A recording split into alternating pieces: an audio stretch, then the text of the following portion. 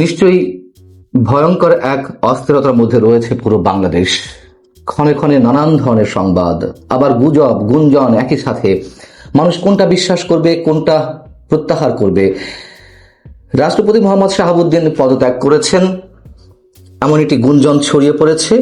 তখন তো অবশ্যই আতঙ্কিত না হয়ে পারা যায় না যে হঠাৎ করে তিনি পদত্যাগ করে বসলেন। আসলে বিষয়টি কি?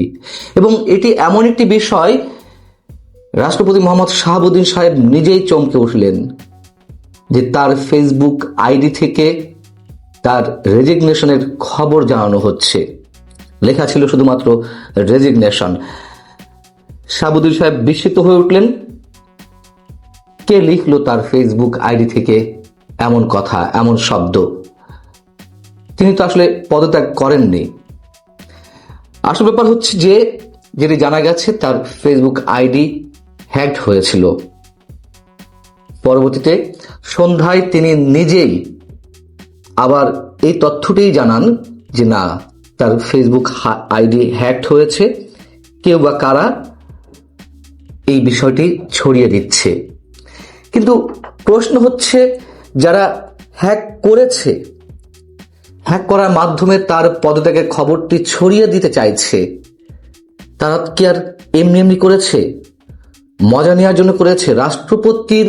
মহামান্য রাষ্ট্রপতির ফেসবুক আইডি হ্যাক করা তো যেন তেন কোনো বিষয় নয়। আমার কাছে কেউ কেউ ফোন দিলেন, তারা যে কতটা আতঙ্কের মধ্যে ছিলেন। আতঙ্ক মানে রাষ্ট্রপতি পদত্যাগ করেছেন শুধু এটি নয়, কি হতে যাচ্ছে দেশে, কি হচ্ছে, কেন এই ধরনের গুজব ছড়ানো হচ্ছে, কেন সবকিছু নিয়ে খেলা চলছে।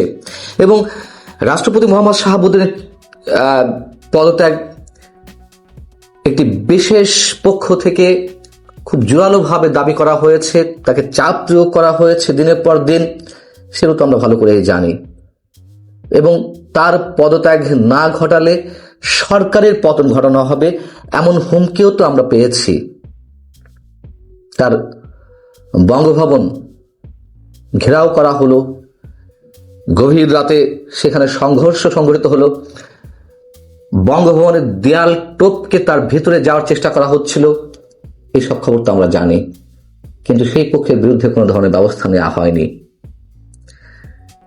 এর মধ্য দিয়ে নিশ্চয়ই সেই দাবিটি এখনো রয়েছে। এবং রাষ্ট্রপতির পদত্যাগের বিষয়টি কারা ঠেকিয়ে রেখেছে সেটিও আমরা জানি। শুধুমাত্র বিএনপির আপত্তির মুখে এবং সেনা প্রধান ঢাল হয়ে দাঁড়িয়েছেন যে তিনি এই মুহূর্তে পদত্যাগ করলে বাংলাদেশের সাংবিধানিক শূন্যতার সৃষ্টি হবে। যে অস্থির বাংলাদেশ, নানান ধরনের সংকট, সেখান থেকে নতুন এক গুরুতর সংকটের জন্ম হবে। তো এই সব কিছুই আমাদের জানা। রাষ্ট্রপতির ফেসবুক আইডিটি হ্যাকড হয় মঙ্গলবার সন্ধ্যার দিকে, এবং তার স্ট্যাটাসগুলো, তিনি যে পোস্টগুলো দেন, সেগুলো সাধারণত তার যারা বন্ধু তারাই দেখতে পান। এটা পাবলিক পোস্ট করা হয় না। নানান ধরনের ক্রাইটেরিয়া তো আছে ফেসবুকে, যে কারা একটি পোস্ট দেখতে পাবে, কারা দেখতে পারবে না, কারা কমেন্ট করতে পারবে, কারা কমেন্ট করতে পারবে না, কাদের কাছে হাইড করা হবে। তো হয়তো খুব কম সংখ্যক মানুষই তার এই পোস্টটি দেখেছেন। তার পোস্ট মানে রেজিগনেশনের এই খবরটি। প্রথম কথা হচ্ছে যে কেন এটি করা হলো? শুধুমাত্র গুজব ছড়ানো হলো? গুজবের পেছনে উদ্দেশ্যটা কি ছিল? এরকম একটি গুজব ছড়িয়ে কি বিশেষ কোনো পক্ষ দেখার চেষ্টা করলো যে তার পদত্যাগের খবরে আসলে মানুষের মধ্যে কি ধরনের প্রতিক্রিয়া সৃষ্টি হয়? প্রতিক্রিয়া বুঝে পরবর্তীতে কি মানে তারা কি নতুন কোনো চাপ প্রয়োগের চেষ্টা করার চিন্তা ভাবনা করছিল? এমন কোনো ভাবনা কি নতুন করে আবার শুরু হয়েছে? নাকি তিনি সত্যি সত্যি পদত্যাগ করেছিলেন কারোর চাপে, বিশেষ কোনো গোষ্ঠীর চাপে, বিশেষ কোনো ব্যক্তির চাপে? এমন কি হতে পারে? আবার পরবর্তীতে বিশেষ কোনো জায়গার চাপে বা সমঝোতায় তিনি তার পদত্যাগ পত্রটি তুলে নিয়েছেন? আমরা নিশ্চিত করে কিছুই বলতে পারছি না।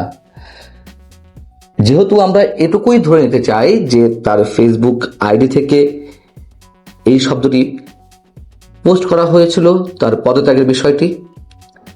আবার তিনি যখন বলছেন যে আমার আইডি হ্যাক হয়েছে, সো আমরা সহজভাবে নিতে চাই, কিন্তু সহজভাবে নেওয়ার সময়টি তো এখন নয়। শুরুতেই বলছিলাম ভয়ঙ্কর এক অস্থিরতার মধ্যে বাংলাদেশ, নানান ধরনের গুঞ্জন, নানান ধরনের গুজব, এবং তার মধ্য দিয়ে কোথা থেকে কি ঘটছে আমরা কিছুই স্পষ্ট করে বলতে পারি না। এবং ঘোলা পানিতে কেউ মাছ শিকারের চেষ্টা করছে কিনা